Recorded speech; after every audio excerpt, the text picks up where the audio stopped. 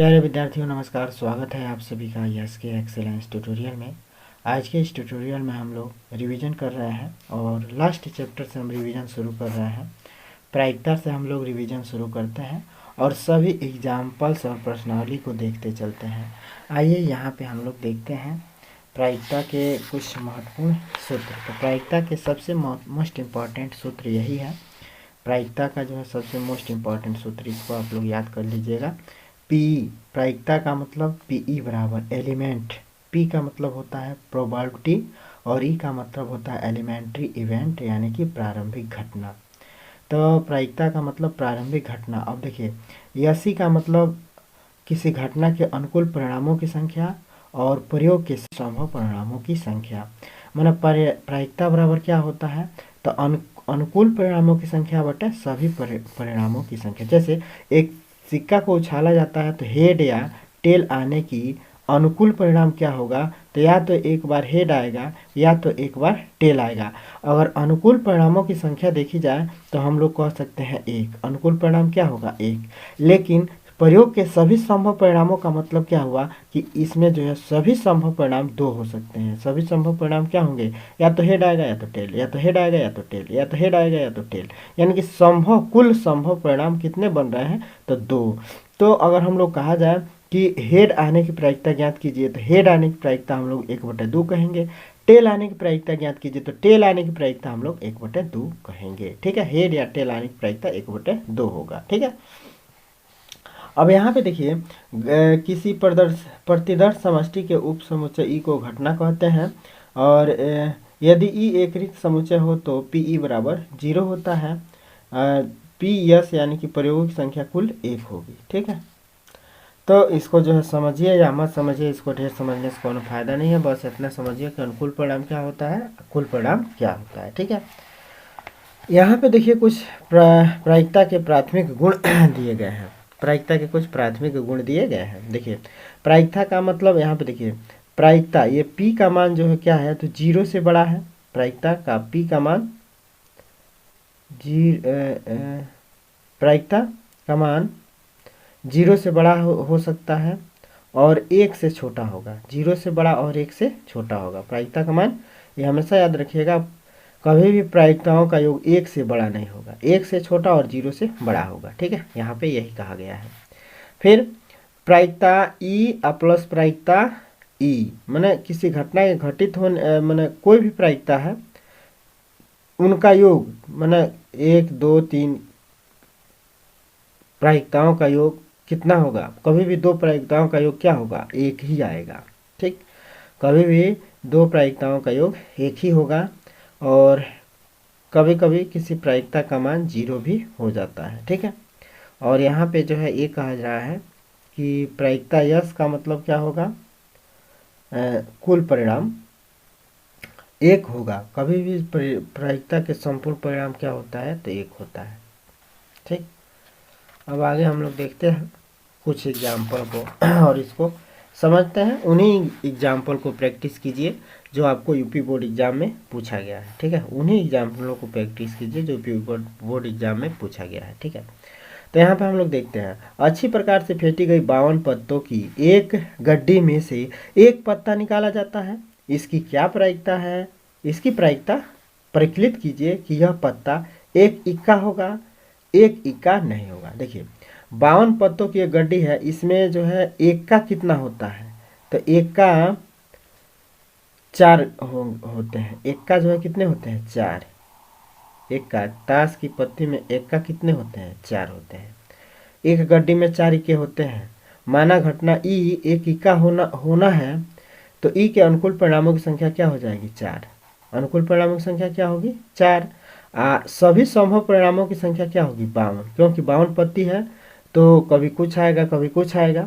ठीक, लेकिन इसमें जो है एक्का आने की प्रायिकता क्या होगी, तो 4 हाली एक्का जरूर आएगा, 4 गो एक्का की पत्ती है तो। ठीक है, तो एक्का की 4 गो पत्ती है तो 4 गो एक बार जरूर आएगा। 52 परिणामों में 4 एक बार जरूर आएगा, 4 गो एक्का। ठीक, तो सब मिला के जो है अगर इसकी प्रायिकता हम लोग को ज्ञात करनी है तो हम लोग 4/52 कर देंगे, प्रायिकता निकल जाएगा। तो 4/52 कर दिया है, 4 एकम 4, 4 चौको 52। ठीक, तो ये हो गया 1/13। अब अब यहीं पे कह रहा है कि एक ही का नहीं होगा, तो बस देखिए नहीं होने की प्रायिकता निकालना है, तो बस एक में से 1/13 घटा दीजिए, ठीक है। तो नहीं होने की प्रायिकता निकल जाएगा। 13 का नाम 13 और 13 में से नहीं, ये वाला होने वाली प्रायिकता घटा दीजिए, ठीक है। तो 1/13 है, ठीक है। तो 13 में से 1 घटा दीजिए, तो 13 में से 1 घटाएंगे तो 12/13 हो जाएगा, ठीक है। तो 12/13 हो जाएगा नहीं होने की प्रायिकता। किसी भी प्रायिकता में अगर होने की प्रायिकता आपको पता है तो न होने की प्रायिकता निकालना हो तो एक में से ये चीज़ घटा दीजिए जो होने वाला प्रायिकता है, तो आपका जो है ये वाला प्रायिकता निकल जाएगा नहीं होने की प्रायिकता, ठीक है। नहीं होने की प्रायिकता PF, नहीं होने की प्रायिकता ये निकल गया, ठीक। देख लीजिए यहाँ पे 12/13 आया है, ठीक। अब हम लोग यहाँ पर देखते हैं, ये यूपी बोर्ड एग्जाम में नहीं पूछा है, जो पूछा है बस उसी को देखना है, क्योंकि यहीं से सवाल उठाएगा, ठीक। अब तक तो आप लोग सब देखे होंगे, लेकिन हम लोग यूपी बोर्ड एग्जाम वाले सवालों को ही समझते हैं। 2 खिलाड़ी संगीता और रेशमा टेनिस मैच खेलती हैं। संगीता द्वारा मैच जीतने की प्रायिकता 0.62 है, तो रेशमा द्वारा मैच जीतने की प्रायिकता ज्ञात कीजिए, ठीक है। देखिए संगीता द्वारा मैच जीतने की प्रायिकता कितनी है, 0.62 है, ठीक। तो देखिए रेशमा के, देखिए कभी भी कहा गया है कि दो प्रायिकताओं को जोड़ेंगे तो क्या होता है, एक होता है। तो देखिए अब हम लोग को दो लोग हैं, रेशमा, 2 खिलाड़ी संगीता और रेशमा है, ठीक। इसमें एक प्रायिकता हम लोग को पता है, किसका जो है, संगीता द्वारा मैच जीतने की प्रायिकता, यानी कि संगीता के प्रायिकता पता है। तो रेशमा की प्रायिकता निकालना है, तो देखिए इन दोनों की प्रायिकताओं का योग क्या होगा, एक होगा। तो एक में से घटा देंगे तो आराम से जो है रेशमा का निकल जाएगा। तो यही किया है, रेशमा की जीतने की प्रायिकता धन संगीता के मैच जीतने की प्रायिकता बराबर 1 होगा। रेशमा की जीतने की प्रायिकता प्लस संगीता की प्रायिकता बराबर 1, तो रेशमा की जीतने की प्रायिकता बराबर 1 में से ये घट जाएगा, तो ये हो जाएगा, ठीक। 1 में से इसको कैसे घटाया है, तो 1 और दशमलव के बाद हम लोग 2 को 0 लगा सकते हैं, क्योंकि दशमलव के बाद 2 अंक है इधर, ठीक। दशमलव के बाद इसमें 0.62 है, तो 0.62 इसको हम लोग ऐसे लिख सकते हैं। अब घटा देंगे तो 10 में 2 जा 8, यहाँ बचा 9, 9 में से 6 जा 3, और यहाँ बच जाएगा 0, तो 0.38 हो जाएगा, ठीक, प्रायिकता। ओके, बात समझ में आ गई होगी यहाँ पे। अब अगला सवाल देखिए, अगला सवाल क्या है, अगला सवाल यहाँ पे देखिए, हाँ ये रहा।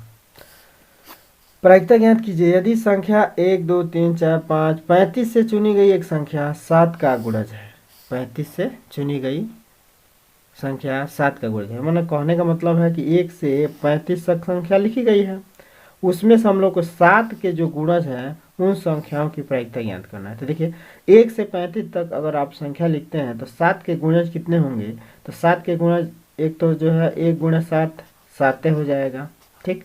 एक गुणे 2 गुणे 7 14 हो जाएगा, 14 हो जाएगा। इसी तरह से 3 गुणे 7 21 हो जाएगा। फिर इसी तरह से 4 गुणे 7 28 हो जाएगा। फिर इसी तरह से 5 गुणे 7 7 50 35 हो जाएगा, 35 से ले लेना है। तो देख लीजिए कितने संख्या हो गए, 1 2 3 4 5, 5 को हो गए। तो समभावी परिणाम कितने होंगे, 5, और कुल परिणाम कितने होंगे, कुल परिणाम कितने होंगे 35, 1 से 35 तक लिया गया है, तो कुल परिणाम हो जाएंगे 35, तो 5/35 हो जाएगा, ठीक है। 7 के गुणज का प्रायिकता 5 1 5 और 5 7 35, यानी कि 1/7 हो जाएगा। तो देखिए यहाँ पे 1/7 दे दिया है, ठीक, ऐसे किया है। अगला सवाल देखते हैं। अगला सवाल देखिए, ये भी जो है मोस्ट इम्पॉर्टेंट है, कई साल से जो है। देखिए निम्नलिखित में से कौन सी संख्या किसी घटना की प्रायिकता नहीं हो सकती है, तो इसमें से कौन सी संख्या किसी घटना की प्रायिकता नहीं हो सकती है। तो देखिए वह संख्या किसी घटना की प्रायिकता नहीं हो सकती है जो क्या हो, 1 से बड़ी हो, जो 1 से बड़ी हो। तो यहाँ पे हम लोग देख सकते हैं कि 3 से 1 में भाग देंगे तो यह 1 से छोटी ही आएगी, 3 से इसमें भाग देंगे तो 1 से छोटी ही आएगी, लेकिन 2 से इसमें भाग देंगे तो ये 1.5 हो जाएगा, 1.5 हो जाएगा। तो ये क्या होगा, प्रायिकता नहीं हो सकता। और इसका प्रतिशत निकालेंगे प्रतिशत, इसका अगर हम लोग प्रतिशत निकालें तो प्रतिशत का मतलब 15/100, तो 15/100 भी जो है क्या होगा, 1 से छोटा ही आएगा।